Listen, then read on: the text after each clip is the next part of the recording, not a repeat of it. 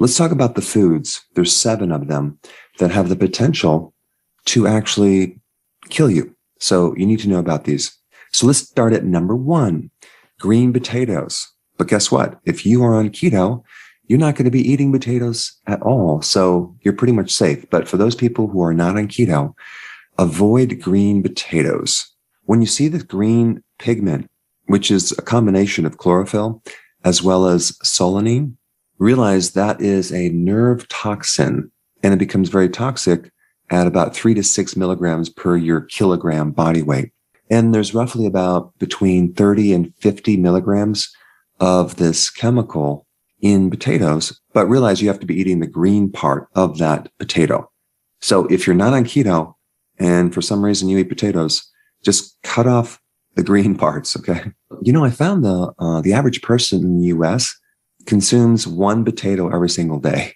So since there's a lot of people not eating potatoes because they're on keto, the other percentage of people are making up, and they're probably doing quite a bit of potatoes. Probably not in the form of raw potatoes, but probably in the form of potato chips or French fries. But this compound, solanine, is a natural pesticide designed to protect the potato. But if you are exposed to it, it can cause nausea, vomiting, bleeding internally, paralysis, coma, and potentially death.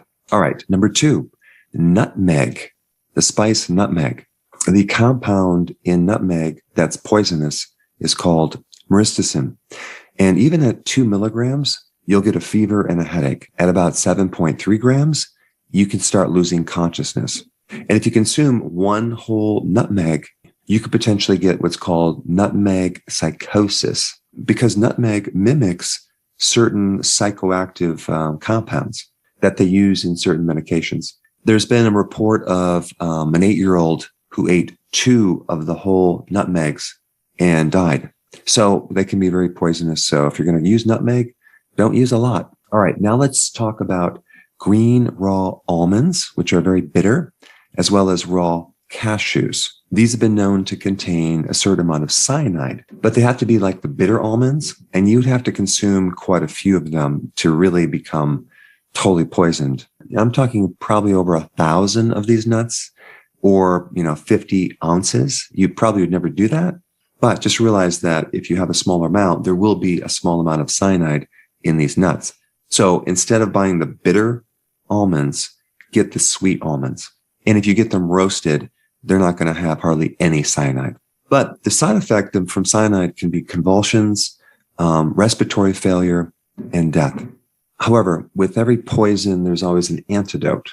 And the antidote for cyanide is called hydroxycobalamin. This is an over-the-counter B12 supplement, which can then combine with cyanide to form cyanocobalamin, which is a type of B12. So you can turn this cyanide into a B12 supplement. But I don't recommend getting your B12 from cyanide. I don't know. There's something about it that it's probably not that healthy. But cyanide destroys the membrane of the cells, and it prevents oxygen going in the cells. All right. The next thing I want to talk about is undercooked red kidney beans. You must always soak them for at least 5 hours and then boil them.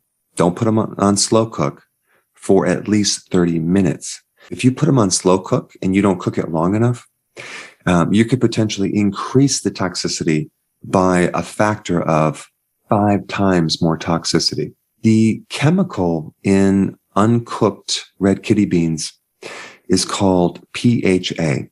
I'm not going to give you the long name, but all you need to know is this compound causes your red blood cells and your white blood cells to bind together and to be in a clumped formation. And the side effects are diarrhea, abdominal pain, vomiting, and even death. However, so far, there has not been any human deaths. We're talking about rat deaths. If you give a rat 1% of this compound, apparently they do not live past 2 weeks. So for your pet gerbils and hamsters, do not feed them undercooked red kidney beans. But of course, if you're on keto, you're not going to be consuming too many beans, so you don't have to worry about it. Now, let's talk about the next one, brown rice, which if you're on keto, you're not going to be consuming either.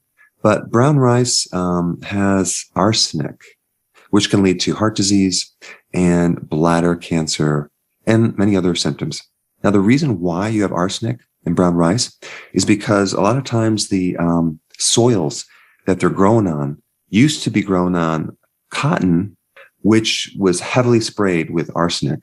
Until fairly recently, they used to use a lot of arsenic in insecticides and pesticides. And so the soils have been contaminated, and that can get absorbed right into certain plants, but especially brown rice. Apparently, brown rice has over 162 times the levels of arsenic that could be considered carcinogenic. Now, the other problem with arsenic is that they used to feed it to chickens in their feed to increase weight gain, to create food efficiency. Now, what is food efficiency? That is a situation where the chicken is so fat, it's not eating anymore. It's not hungry anymore. And that's all because of arsenic. As far as I know, most of the companies that put arsenic in feed are no longer using those products, but don't quote me. There might be one or two that are still using it, specifically, I think, for turkeys. In 2011, they stopped using arsenic. But the problem is, before that, I think back into the 40s, they used it from 1940 all the way up until 2011. So we've all been exposed to arsenic, unfortunately. But of course, if you have been doing organic chicken, you'll be in pretty good shape. Now, one indication that you have arsenic poisoning is if you look on your nail, there'll be these white lines horizontally on your nail. That could be an indication that you have too much arsenic in your body. And just as a side note, there are certain antidotes to arsenic. One is blue-green algae.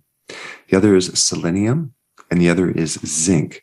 They're involved in certain enzymes that can help detoxify arsenic from your body. All right, I want to talk about uncooked bloody hamburger. I'm sorry, I know that's disgusting, but here's the problem. If you're buying a low-quality meat from your local grocery store, you could be exposed to E. coli. And there's a very toxic form of E. coli called verotoxigenic E. coli, VTEC, which apparently can create some serious damage on your kidney, like a loss of kidney function, sepsis, which is a systemic infection, coma, even death. So there's two things you need to do. Make sure that the quality of beef that you consume is high.